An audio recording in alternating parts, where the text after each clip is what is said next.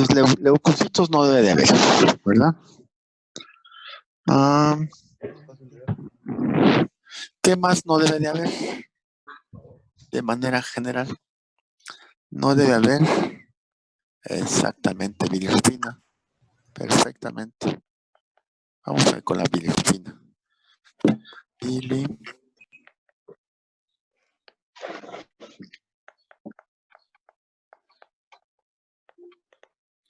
No debe haber bilirrubina. Y entonces, ¿por qué no debe haber bilirrubina? Porque esa generalmente se modifica, si en concentraciones normales se modifica a nivel de la actividad bacteriana, se transforma en estercobilina o en urobilina y se elimina para dar la coloración característica, el color amarillo ámbar, ¿no?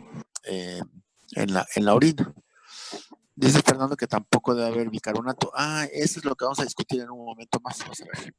No debe haber bilirrubina. Si se incrementa la secreción de bilirrubina, esto generalmente obedece a un incremento en la destrucción de glóbulos rojos. Si aparece bilirrubina en la orina, eso se llama bilirrubinuria.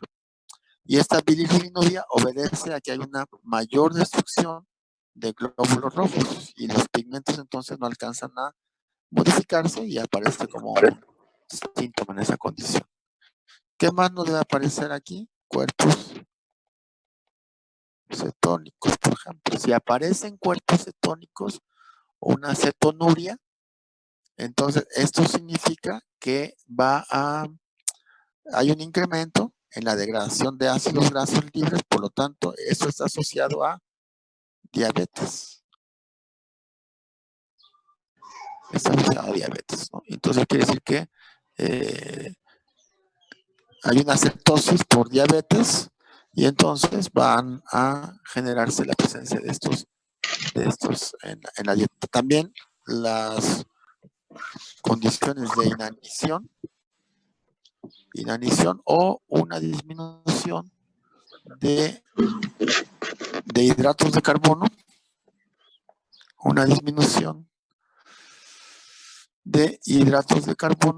en la dieta. Entonces, si no consumimos carbohidratos, pues entonces se consumen ácidos grasos libres, ¿no? Que van a generar mayor cantidad de cuerpos cetónicos. Ya me están poniendo por ahí algunos otros datos. Tomaría el de los cilindros. No debe haber cilindros. Entonces, ¿qué significa que sean cilindros? Es un material que se ha endurecido a nivel de los conductos urinarios y entonces como se ha endurecido, pues empiezan a aparecer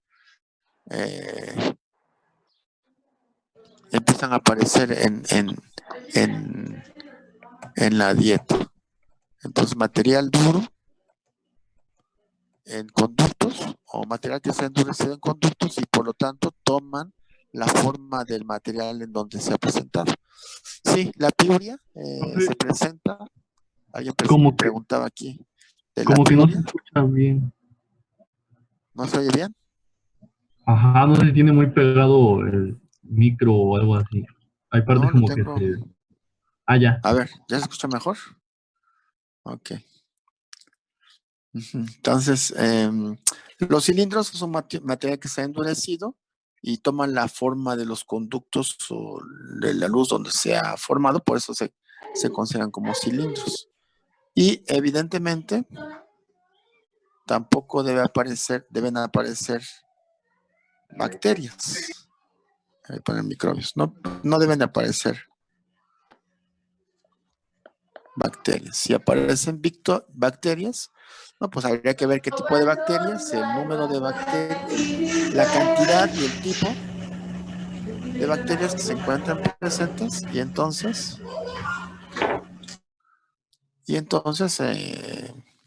nos indica de manera particular qué tipo de infección se puede tratar, ¿no? Entonces, bacterias tampoco debe haber.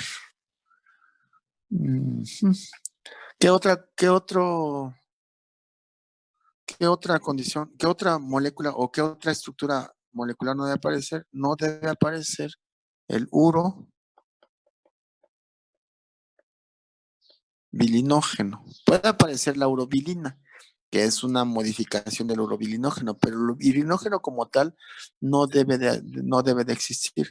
¿De dónde viene el urobilinógeno? Viene del pigmento biliar, que es de la bilirrubina, y este a su vez viene de la hemoglobina, de la degradación de la hemoglobina. ¿Están de acuerdo? O sea, la hemoglobina cuando se degrada nos genera bilirrubina, la bilirrubina nos genera urobilinógeno y ese se debe transformar en urobilina, que ese es lo normal, pero el urobilinógeno no, ese no debe estar presente. Si se presenta la urobilinogenuria, esto es debido a que puede haber anemia hemolítica, puede haber hepatitis, ictericia, cirrosis, insuficiencia cardíaca congestiva o una mononucleosis infecciosa. Entonces, la presencia de este urobilinógeno está asociada a esas condiciones. Sería anemia hemolítica, hepatitis, ictericia, cirrosis, insuficiencia cardíaca congestiva o una infección de mononucleosis. Bacterias, sí, ya dijimos que no debe haber bacterias. Y si hay, pues habría que identificar qué tipo de bacterias para saber cuál es lo que a continuación procede. ¿Qué otra cosa? Bueno, creo que eso es lo más importante con respecto a la composición de la aruna. También por algunos fármacos, sí, también por algunos fármacos puede existir esa condición, puede alterar la condición normal de la orina.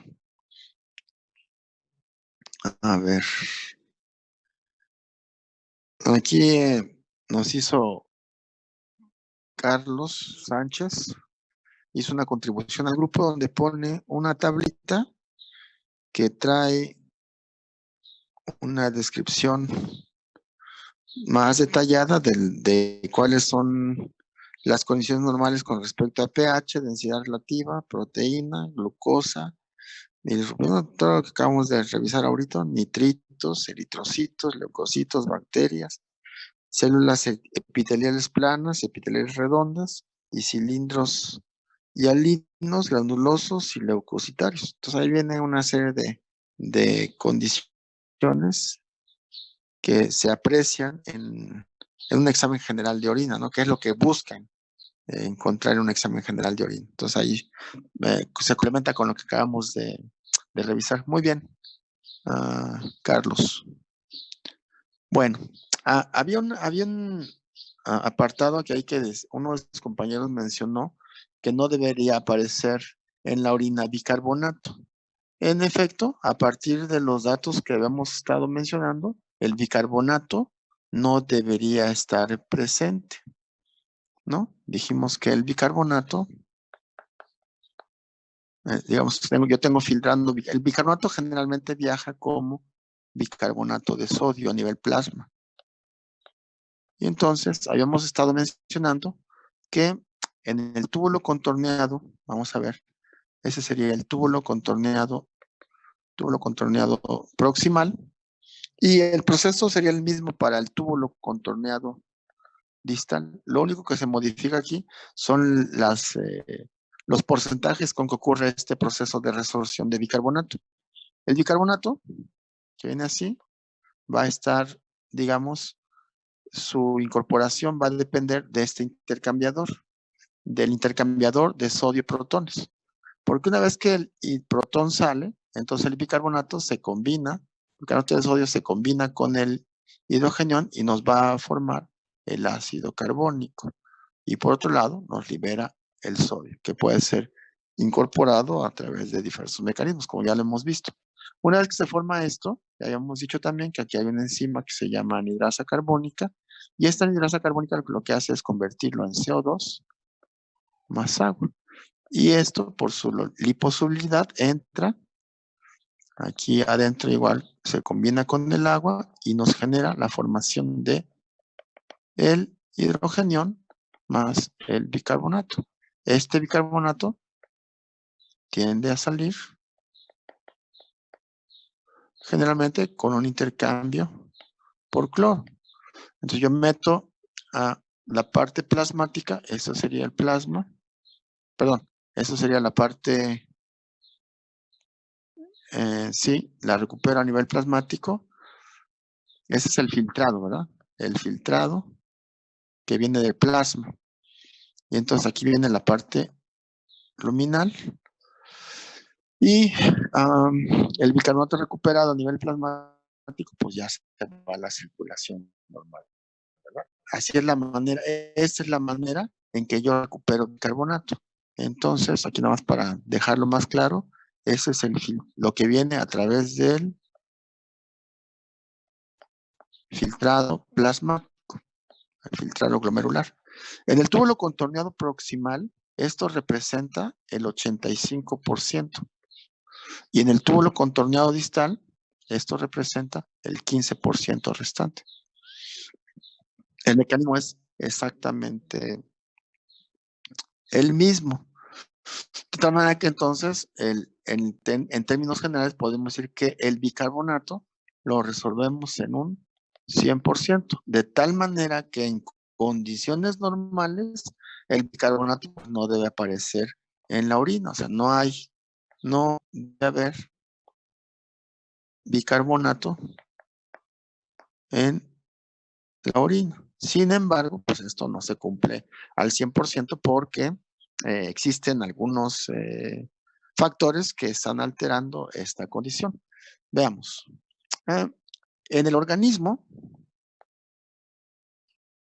nuestro organismo que tiene un metabolismo oxidativo, pues ese metabolismo oxidativo, entre las cosas que genera, pues es una gran cantidad de ácidos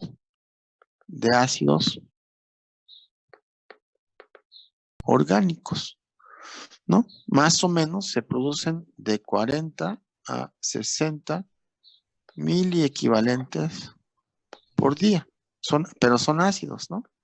Pues como son ácidos, pues esto va a tender a incrementar la concentración de estas funciones a nivel plasmático, ¿no? ¿Cuáles son los ácidos más comunes que podemos generar a partir de nuestro sistema orgánico? Bueno, por ejemplo, producimos el ácido beta hidroxibutírico, producimos el ácido fosfórico, producimos también algunos residuos de ácido sulfúrico, producimos también ácido acético, producimos una gran cantidad de ácidos, de tal manera que entonces debemos desarrollar un mecanismo que permita mantener un equilibrio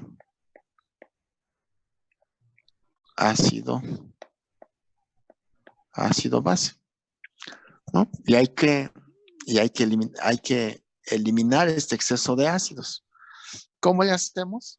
Bueno, es lo que vamos a revisar en esta condición. Pero además hay que mantener un equilibrio ácido-base. Eso significa que hay que mantener cierta concentración de hidrogeniones y también hay que mantener una concentración constante de la base conjugada. Entre estos dos debemos mantener un equilibrio para que el pH plasmático se mantenga de manera constante en un valor de 7.4, que es lo que debemos de desarrollar. Ahora, como producimos muchos ácidos de manera constante, pues ese exceso de ácidos en principio habría que eliminarlos para que el pH no se modifique. Es decir, si yo produzco ácidos de manera constante a través de mi actividad metabólica, estos ácidos van a tender a incrementar la concentración de hidrogeniones a nivel plasmático.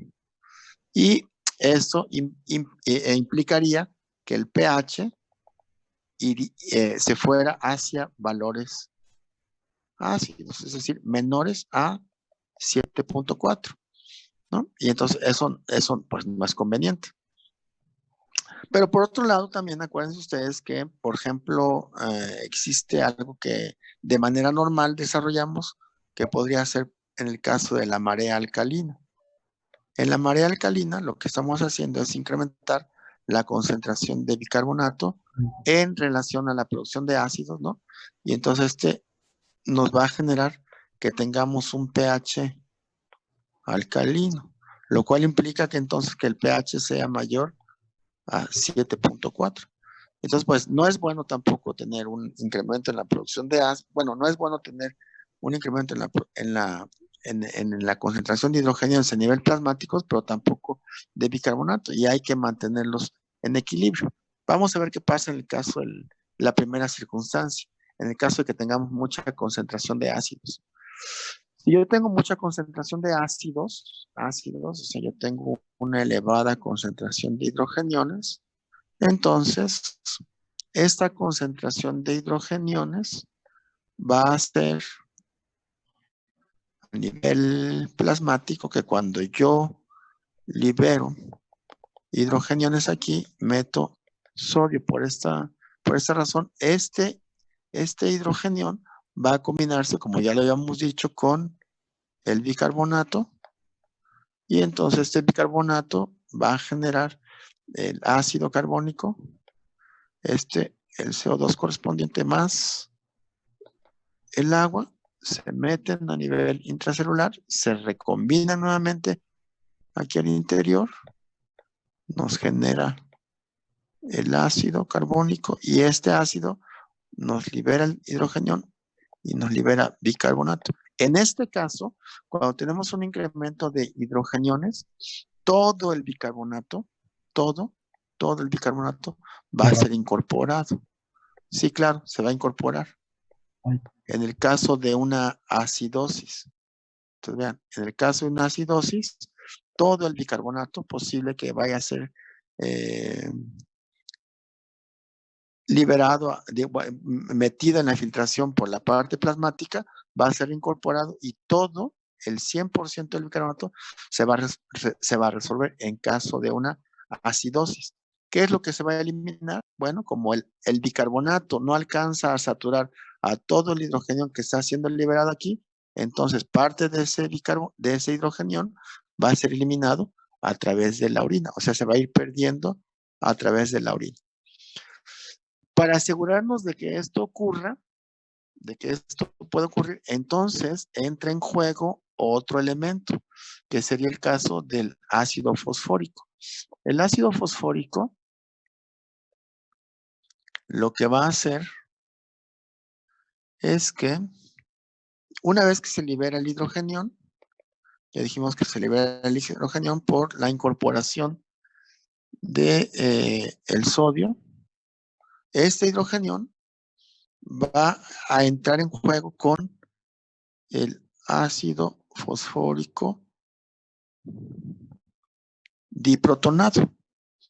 Y entonces, cuando se combinan este y este, el protón más el ácido fosfórico diprotonado nos va a generar un ácido fosfórico monoprotonado. Y este es una molécula que tiene mucha estabilidad, o sea, es más estable. Por lo tanto, este va a ser eliminado a través de la orina.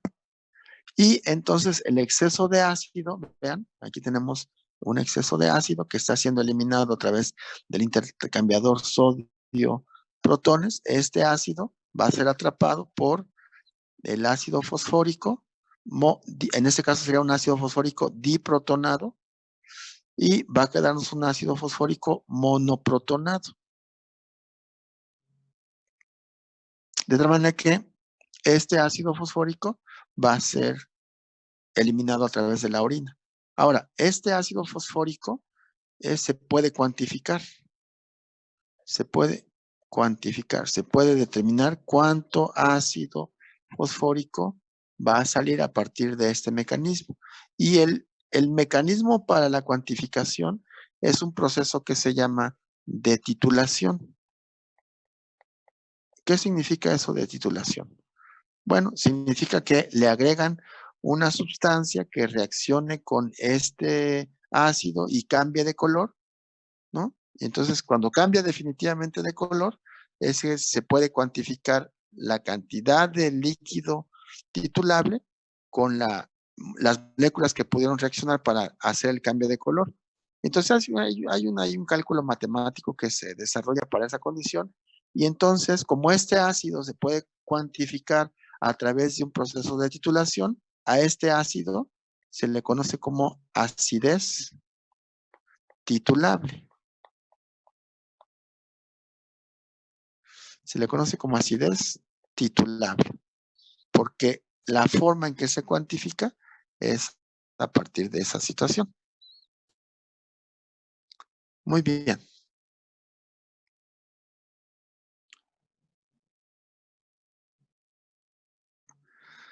El otro mecanismo por el cual se regula la concentración de el ácido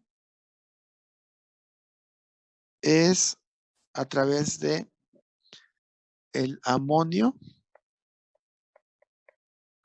y el amoníaco. ¿Cuál es la diferencia entre el amonio y el amoníaco? El amonio tiene esta fórmula química, es un catión, por supuesto, cargado positivamente. Eso sería el amonio. Y el amoníaco, ¿cuál sería el amoníaco? El amoníaco también tiene una carga positiva, pero en lugar de tener 4 hidrógenos, ahora tiene 3 hidrógenos. Quiere decir que entre estas dos formas químicas hay un intercambio constante en su formación entre el amonio y el amoníaco. O sea, hay una relación entre amonio y el amoníaco, porque están cambiando constantemente la forma química. ¿De qué depende ese cambio en la forma química? Pues básicamente de la adición o eliminación de un nitrógeno, ¿no? Ese sería para que sea NH4, pues entonces debe ganar un hidrógeno, ¿no? Y si se convierte en NH3, ¿qué debe pasar? Pues debe perder un hidrógeno. Entonces hay cambios constantes en la forma química del amonio y el amoníaco, constantemente. La forma predominante va a ser la forma del amoníaco y la forma del amonio va a ser menos presente, pero depende de qué va a depender de la concentración de hidrogeniones. Depende de esta condición. De tal manera que, por ejemplo, si tenemos un incremento en la concentración de hidrogeniones, pues va a incrementar la presencia de amoníaco. Los dos son igual de tóxicos. Los dos son igual de tóxicos. Y si disminuye la concentración de hidrogeniones, pues entonces va a aumentar la concentración de amoníaco. Entonces depende de qué va a depender la forma, que se presente más una forma química que la otra, pues va a depender de la concentración de hidrogeniones, ¿sale? De tal manera que estas moléculas se generan de manera constante a través de nuestros procesos metabólicos. Vean, vamos a ver. Aquí tengo, bueno, ¿dónde se genera de manera particular la liberación de estos grupos químicos? ¿Dónde se producen? Tanto el amonio como el amoníaco. ¿Dónde se generan estas moléculas o estas formas químicas? ¿De dónde vienen? Bueno, tienen dos orígenes en términos generales.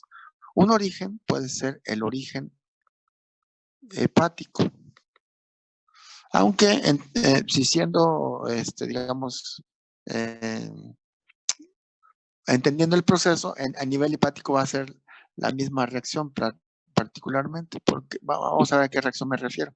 Es que estos grupos químicos derivan derivan de la glutamina.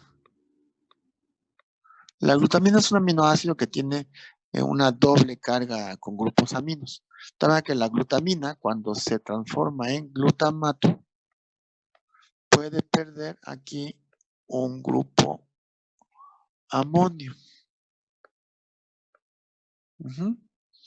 Y el glutamato, cuando se transforma en alfa-cetoglutarato, también va a perder otro grupo amino. Entonces son dos los grupos aminos que se están perdiendo. Por lo tanto, la cantidad de amonio y amoníaco que tenemos aquí van a ser 2 moléculas por cada glutamina. Este mismo proceso puede ocurrir a nivel del túbulo contorneado proximal. Es decir, tenemos aquí la glutamina y esta glutamina va a liberar 2 moléculas de amonio, ¿no? Y este amonio va a transformarse en NH3 y este NH3 va a salir a la parte luminal, o sea, va a ser filtrado hacia la parte luminal.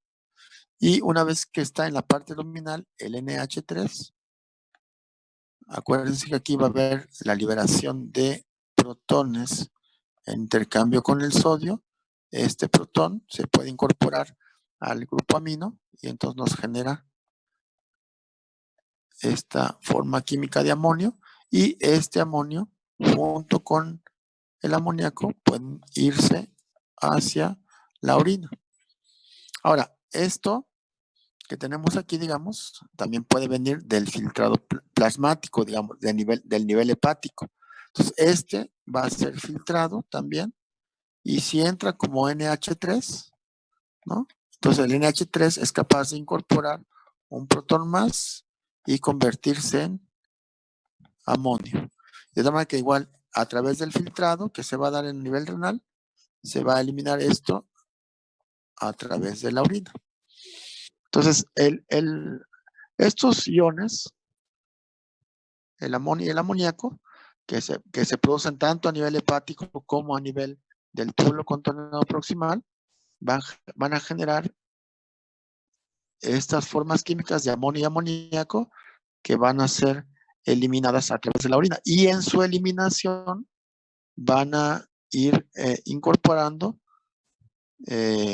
grupos ácidos para generar el ion amonio y entonces se puedan perder. Esas son digamos, entonces serían las 3 maneras en que las funciones ácidas que se producen en el organismo van a ser eliminadas. ¿Cuáles serían esas 3 funciones químicas? Bueno, lo vamos a resumir en el siguiente diagrama. Aquí tenemos la sangre, aquí tenemos la parte luminal o donde se va a llevar a cabo la formación de la orina, y entonces la sangre recuperamos o derivado de la actividad metabólica normal, incorporamos CO2 más agua. También vimos que del filtrado que tenemos aquí de bicarbonato, transformándolo en CO2 más agua, lo podemos incorporar. Entonces serían las dos vías en las que se puede incorporar el CO2. A nivel renal producimos bicarbonato más el protón, y este hidrógeno se va a ir hacia la parte luminal, ¿no? La otra es que igual tenemos aquí lo mismo, CH3, tenemos este hidrógeno, se puede ir hacia la parte luminal, y este hidrógeno se combina con el HPO4, ¿no? Y nos genera el H2PO4, que ya se va a la orina. Y la última vía es que a través de este mecanismo, ¿no? Metemos el CO2 más el agua, nos da el bicarbonato más el protón, y este se combina el hidrogenión que tenemos aquí. Bueno, estos hidrogenios ya sabemos que salen, se intercambian con el sodio, ¿verdad? Sodio. Se mete aquí con el sodio. Este hidrogenión que tenemos aquí se combina con un amoníaco, nos genera el ion amonio, y este se pierde a través de la orina. Y entonces esto sería, en resumen, la manera en que se hace la eliminación de los grupos ácidos de nuestro organismo. Vean, ¿cuáles serían estos? Uno, a través de la eliminación del protón del sistema de carbonatos, ¿no? Ese viajaría prácticamente libre, ¿no? Como ácido. Luego, tendríamos que el protón o el ácido se incorpora al ácido monoprotonado para darnos un ácido fosfórico diprotonado, y este se va a la orina. Esto es lo que conocemos como acidez titular, lo que se puede cuantificar por un proceso de titulación. Y finalmente, los ácidos que se liberan mediante el otro mecanismo sería que se incorporen hacia al ion amoníaco para darnos amonio, y entonces este amonio es el que se va a ir a perder en la orina. De esa manera se está eliminando el exceso de ácidos a nivel de la célula. ¿Sale? ¿Alguna pregunta hasta acá? ¿No? ¿Ninguna? Bueno, ahora, me estaba diciendo unos compañeros que no debería aparecer bicarbonato a nivel plasmático, ¿verdad? Sin embargo, el bicarbonato está, para que lo recuerden, el bicarbonato en términos de su resorción está limitado por la secreción de la función ácida. O sea, esta secreción de ácido que se combina con el bicarbonato va a estar limitando la cantidad de bicarbonato que puede incorporarse a través de este mecanismo que ya hemos descrito. Aquí entonces tendríamos el protón más el bicarbonato que se va a incorporar aquí, se mete cloro. Tenemos aquí entonces el bicarbonato. Para que se pueda resolver este bicarbonato, vean, ¿de quién dependió? Dependió de este intercambiador, del intercambiador protones-sodio. Claro, también dependió de la incorporación del cloro, pero digamos, en términos de todo el proceso general, dependió de que este intercambiador estuviera funcionando, sacando el protón, y entonces el protón limita la cantidad de bicarbonato que puede incorporarse. De tal manera que entonces podríamos tener un gráfico que nos explique cómo es que se da la resorción de bicarbonato en función de la concentración a nivel plasmático. Entonces, en este gráfico tendríamos la concentración plasmática de bicarbonato en 1000 equivalentes por litro, ¿no? Entonces aquí serían 10, 20, 30, 40, 50, 60, etcétera. Y aquí tendríamos la concentración de bicarbonato que puede ser filtrado. Por minuto, ese sería filtrado por minuto. Entonces serían 10, 20, 30, 40, 50. Ese es el bicarbonato que se está filtrando y esa es la concentración plasmática de bicarbonato. ¿Sale? Nosotros sabemos que en términos del filtrado del bicarbonato, el bicarbonato, como es una molécula pequeña, entonces todo el bicarbonato puede salir. Déjame poner el numerito aquí. 30, 40, 50, 60. 10, 20, 30, 40, 50. Digamos que todo el bicarbonato que está que está en el plasma, todo el bicarbonato va a ser filtrado. Entonces, si aumenta la concentración plasmática de bicarbonato, aumenta también el bicarbonato filtrado. Es de manera proporcional. Entonces, el gráfico nos quedaría de esta manera. A medida que aumenta la concentración de bicarbonato, también aumenta el bicarbonato filtrado. ¿Estamos de acuerdo?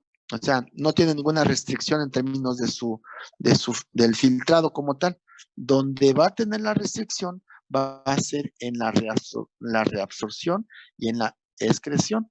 De tal manera que cuando se va a resolver, como la limitante está en la cantidad de intercambiadores, que ya habíamos dicho acá que es este intercambiador, que está regula el intercambio o el proceso de resorción, pues entonces vean, se está filtrando y si tenemos poco bicarbonato, ahora me voy al gráfico, si tenemos poco bicarbonato va a ser reabsorbido, va a ser reabsorbido, va a ser reabsorbido. Sin embargo, cuando alcanza el valor normal está por aquí, en 24.